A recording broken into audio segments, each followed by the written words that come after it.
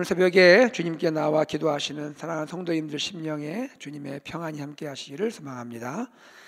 오늘 144편, 시편 144편 말씀을 통해서 나의 반석 여호와여라는 말씀을 나누겠습니다. 여러분, 시편 144편은 시편이 5권으로 구성되어 있잖아요. 그 5권 다윗의 시가 있어요. 5권에서 다윗의 시가 138편에서 145편까지 기록이 되었는데 그 중에 7번째 시입니다. 특별히 앞에 있는 140편부터 143편까지는 탄식의 시죠. 아주 어려운 상황 가운데 탄식하며 하나님을 찾는 그런 시입니다. 이에 비해서 오늘 144편 그리고 오늘 다음에 나와 있는 145편 이 두 시편은 왕이신 하나님에게 초점을 맞춘 간구와 찬양의 시로 알려져 있습니다. 특별히 본시 144편은요, 전쟁이라는 아주 위기 상황을 앞두고 이방인 대적의 손에서 하나님 나를 구원해 주십시오 하는 그런 간절한 간구가 담아있는 다윗의 시입니다. 특별히 우리 눈에 흥미롭게 다가오는 구절이 있는데요, 2절 앞부분이 그런 것 같아요. 2절 다윗은 이렇게 하나님을 고백하고 있어요. 여호와는 나의 사랑이시요 나의 요새이시요 나의 산성이시요 나를 건지시는 이시요 나의 방패이시니, 그리고는 내가 그에게 피하였고 그가 내 백성을 내게 복종하게 하셨나이다. 다윗은 지금 하나님을 자신의 삶의 체험을 통한 은유로 표현을 하고 있죠. 하나님은 나의 요새이시고 하나님은 나의 산성이시고 나의 방패십니다 하는 이 은유적인 표현을 사용하여 하나님을 노래하고 있잖아요. 그런데 여러분, 이 구절을 읽는 순간 다른 데서도 이 성경 읽었는데 하는 생각이 드실지 몰라요. 다른 곳에서도 다윗의 이 고백이 있었는데, 이 유사한 고백이 시편 18편에도 나옵니다. 시편 18편 1절 2절을 보시면 제가 낭송해 드릴게요. 나의 힘이신 여호와여, 내가 주를 사랑하나이다. 여호와는 나의 반석이시요 나의 요새시요 나를 건지시는 이시요 나의 하나님이시요 내가 그 안에 피할 나의 바위시요 나의 방패시요 나의 구원의 뿌리시요 나의 산성이시로다. 할렐루야. 다윗이 유사한 고백을 시편 18편에 하고 있습니다. 그리고 또 한 곳이 나와요. 사무엘서를 공부하다 보면 사무엘하 22장 2절에, 사무엘 마지막 부분 사무엘하 22장 2절에 다윗은 또 한 번 이렇게 고백을 합니다. 제가 읽어드릴게요. 이르되 나의 반석이시요 나의 요새시요 나를 위하여 나를 건지시는 자시요 내가 피할 나의 반석의 하나님이시요 나의 방패시요 나의 구원의 뿌리시요 나의 높은 망대시요 그에게 피할 나의 피난처시요 나의 구원자시라. 나를 폭력에서 구원하셨도다. 할렐루야. 유사한 시가 고백되고 있죠. 자, 여러분, 이 유사한 고백들이 세 곳에서 이루어지고 있는데요, 이것을 가지고 분석한 학자가 있더라고요. 그 분석에 따르면 이렇게 해석이 됩니다. 지금 제가 낭송해드렸던 시편 18편의 그 고백과 읽어드렸던 사무엘하 22장 이 두 곳은 그 각각의 내용의 표제, 그 내용 위에 있는 표제를 살펴보면 하나님께서 다윗을 그의 인생의 위기에서 구원하신 그날에 하나님을 노래한 시라고 되어 있어요. 특별히 모든 원수의 손에서 그리고 사울의 손에서 건지신 그날에 하나님을 노래한 시다라고 되어 있습니다. 자, 무슨 이야기입니까?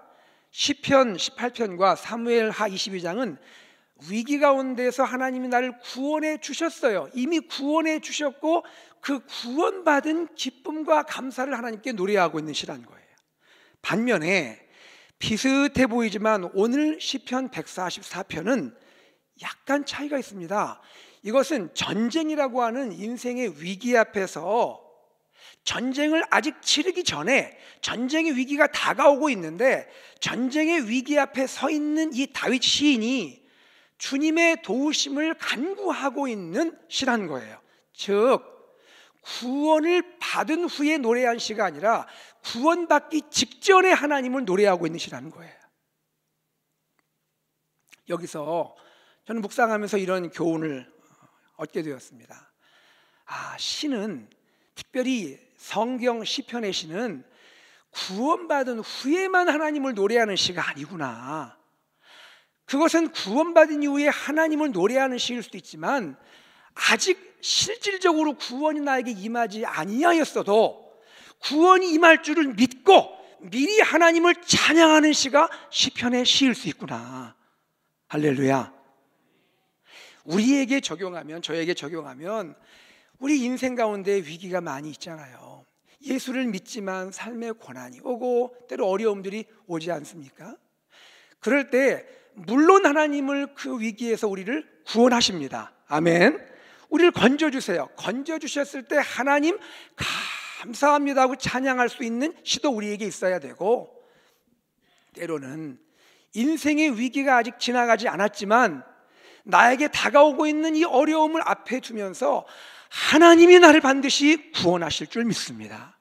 하나님은 나의 구원자이십니다. 하나님, 내가 미리 주님을 노래합니다 하면서 노래할 수 있는 시가 우리 안에, 저 안에 있어야 한다는 거죠. 이러한 은혜가 있기를 간절히 소망합니다.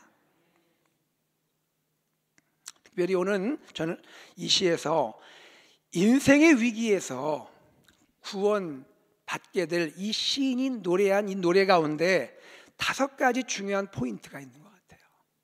구원을 미리 하나님께 감사하며 그것을 신뢰하며 노래했던 시인을 통해서 5가지 우리가 인생의 위기에서 구원받을 포인트를 찾을 수 있을 것 같아요. 그것을 간단하게 한번 나눠보겠습니다. 첫째, 인생의 위기 앞에서 우리는 무엇을 고백해야 할까요? 하나님은 실제적이고 구체적인 구원의 하나님인 것을 인정하고 고백해야 합니다. 1절 보겠습니다. 그가, 하나님이시죠? 여호와 하나님, 그가 내 손을 가르쳐 싸우게 하시며 손가락을 가르쳐 전쟁하게 하시는도다.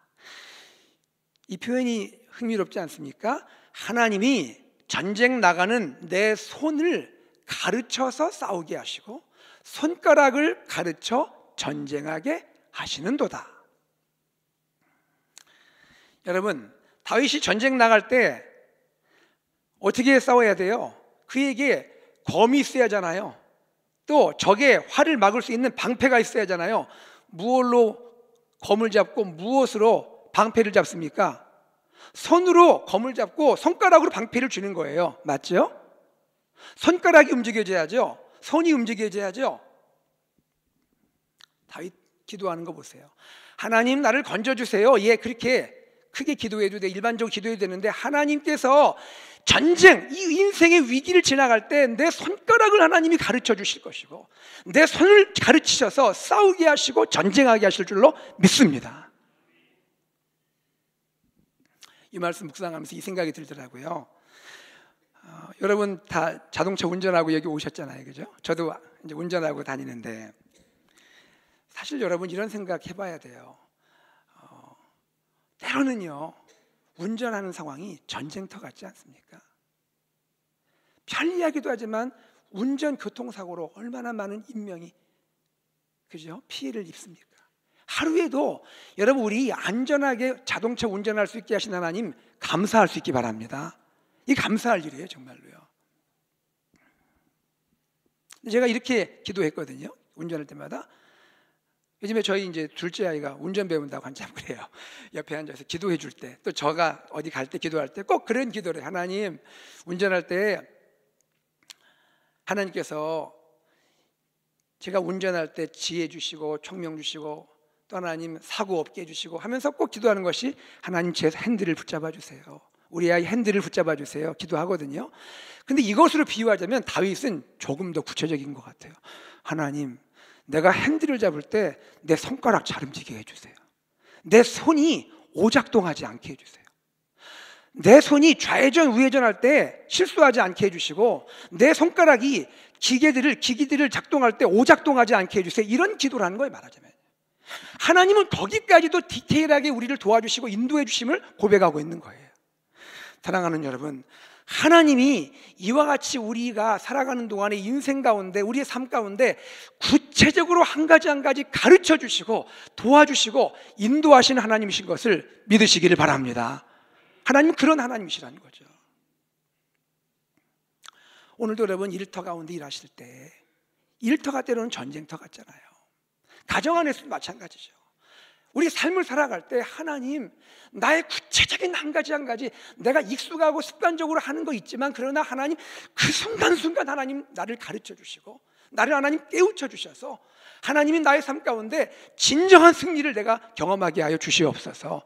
이러한 경험과 고백이 있는 여러분 되기를 주의 이름으로 축복합니다.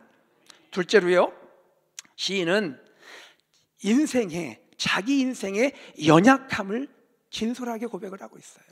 하나님, 나는 연약한 자예요. 자, 3절 보겠습니다. 여호와여, 사람이 무엇이기에 주께서 그를 알아주시며 인생이 무엇이기에 그를 생각하시나이까. 사람은 헛것 같고 그의 날은 지나가는 그림자 같으니이다. 사랑하는 여러분, 이런 말이 있어요. 진정한 신학, theology, 진정한 신학은 어디에서 시작하느냐? 바로 이 부분이라는 거예요. 진정한 신학, 하나님이 누구신지를 알 때, 그 앞에 있는 내가 누구인지를 알 때에, 하나님과 인간을 알 때에 신학은 시작한다는 말이 있어요. 20세기 신정통주의 신학이 전개됐었는데요, 그들 가운데 하나님을 전적 타자라고 표현한 적이 있어요. 전적인 타자다, 우리와 아예 다르다, 너무너무 초월적인 분이시다라고 표현했습니다. 물론 이 신정통주의는 하나님의 초월성을 극단적으로 강조한 그런 부분이 있죠. 그럼에도 불구하고 우리가 깨달을 수 있는 것은, 물론 하나님은 초월성이 있으시고 내재성이 있으셔요. 하나님은 초월도 하시고 우리 안에 역사도 하세요. 그러나 우리가 잊지 말아야 할 것은, 하나님은 초월적인 분이시라는 것을 잊어서는 안 됩니다. 하나님은 전능하시고 초월적인 분이시고, 우리는 그의 피조물이고, 사랑받는 자녀지만 우리는 피조물이고, 우리는 하나님 앞에 먼지 같고 아무것도 아닌 존재라는 것을 인정할 때 우리의 신학이 시작되고 우리의 진정한 신앙이 시작될 줄로 믿습니다. 여기에서 시인은 헛것이라 했죠. 인생은 헛것이다. 헤벨이라는 단어입니다. 헤벨. 이 단어를 잠언의 솔로몬은요, 뭐라 표현했어요? 헛됨이라고 표현합니다. 헛됨이다. 지나가는 그림자라고 말했죠. 석양이 있을 때 그때 그림자가 있잖아요. 그런데 해가 완전히 사라지면 그림자는 다 없어지고 말아요. 우리 인생이 그 지나가는 그림자 같다는 거예요. 아무것도 아니라는 거예요. 이것을 내가 진실하게 믿고 설 때 나는 겸손하게 되고 하나님만 의지할 수가 있는 것입니다. 이러한 은혜가 우리 안에 있기를 간절히 소망합니다. 셋째, 하나님의 전능하신 능력을 신뢰해야 합니다. 하나님의 전능하신 능력을 신뢰해야 돼요. 5절 보면 마치 예전에 시내산에서 하나님이 강림하시는 장면처럼 어떻게 돼요? 웅장한 하나님의 임재 앞에서 산이 진동을 하고 다 두려워 떠는 그러한 모습이 나오잖아요. 6절에 보면 번개를 번쩍이사 원수들을 흩으시며 주의 화살을 쏘아 대적을 무찌르시는 하나님이 소개되고 있습니다. 여러분, 우리가 정말로 하나님을 신뢰하고 나갈 때 전능하신 하나님이 그 능력으로 우리 원수들, 우리 대적을 물리쳐 주실 줄로 믿습니다. 하나님은 그런 하나님이세요. 넷째로요, 승리를 주실 하나님을 확신합니다. 승리를 주실 하나님을 확신합니다. 9절 10절에 보면 승리 주실 하나님을 미리 찬양하는데요. 여러분 보세요. 전쟁에 지금 나가고 있는 상황이에요. 아직 전쟁하고 있잖아요. 전쟁에 나가고 있는데 다윗은 지금 노래를 하고 있어요. 그뿐 아니라 다윗은 좀 심한 것 같아요. 노래만 하는 게 아니라 10줄 비파를 가지고 이 수금으로 하나님을 찬양을 합니다. 지금 전쟁하러 가는 사람 맞아요? 지금 전쟁하러 가는 사람이 맞냐고요. 한 번이라도 칼 연습하고 한 번이라도 방패 연습을 해야 하는데 웬 노래, 웬 지금 악기 연주, 이게 말이 안 맞잖아요. 왜 이렇게 할 수 있을까요? 전쟁은 여호와께 달려있음을 믿기 때문입니다. 사랑하는 여러분, 위기가 오면 당연히 두렵고 떨리죠. 그러나 그리스도인은 누굽니까? 인생의 위기가 옵니다. 어려움이 올 수 있어요. 두려움 상황이 올 수 있죠. 그러나 그리스도는 뭐가 다른 거예요? 나와 함께 하시는 하나님, 지금까지 나와 함께 하신 하나님, 앞으로도 이 사건에서도 나를 도와주실 것이다. 하나님은 나와 함께 하신다, 승리 주신다 하며 노래하고 찬미하는 사람이 그리스도인 줄로 믿습니다. 이러한 은혜가 저와 여러분에게 있기를 소망합니다. 마지막 다섯 번째, 공동체의 승리를 주실 하나님을 노래하고 있어요. 공동체의 승리를 주실 하나님. 다윗은 앞부분에서 나의 이야기를 합니다. 나의 하나님, 나의 하나님 이야기합니다. 그런데 12절로 15절에 가면 갑자기 나에서 우리로 전환이 됩니다. 우리로 전환이 돼요. 우리 하나님으로 바뀝니다. 우리 아들들, 우리 딸들, 우리 곳간, 우리 백성들. 무슨 얘기일까요? 하나님은 우리를 구원하시는데, 나를 구원하기 위해서 내가 기도했는데 기도하는 그 사람뿐 아니라 그 사람에게 속한 공동체 모두를 건지시는 하나님이시라는 거죠. 여러분, 여러분이 이 아침에 기도할 때 여러분의 기도를 들으실 뿐 아니라 여러분뿐 아니라 여러분의 아들, 딸들도 보호하시고 구원하실 줄로 믿습니다. 우리가 기도할 때, 우리 각자가 기도할 때 우리의 일터가 하나님의 은혜 안에 있을 줄로 믿습니다. 내가 기도할 때 우리 믿음의 공동체가 하나님이 축복하시고 형통케 하시고 구원하실 줄로 믿습니다. 이러한 기도를 지금 다윗은 하고 있다는 거예요. 마지막에 그렇게 고백하죠. 이러한 백성은 복이 있나니, 이러한 백성은 복이 있나니 여호와를 자기 백성으로, 여호와를 자기 하나님으로 삼는 백성은 복이 있도다. 한번 다 같이 봅시다. 여호와를 자기 하나님으로 삼는 백성은 복이 있도다. 아멘입니까? 여호와를 자기 하나님으로 삼는 백성은 복이 있도다 고백합니다.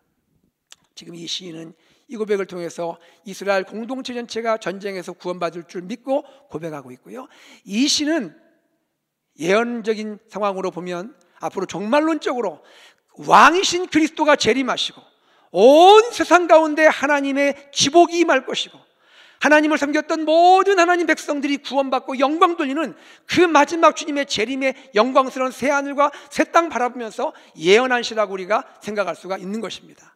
사랑하는 여러분, 주님은 오늘 이 시간에 나의 기도를 들으시고 우리를 구원하시는 분이심을 믿으시기를 주의 이름으로 축복합니다. 말씀을 정리하겠습니다. 하나님께서는 어떤 분이십니까?